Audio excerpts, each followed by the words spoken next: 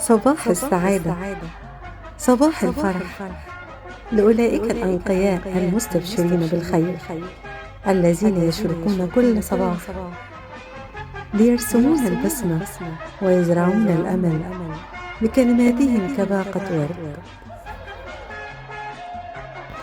صباحكم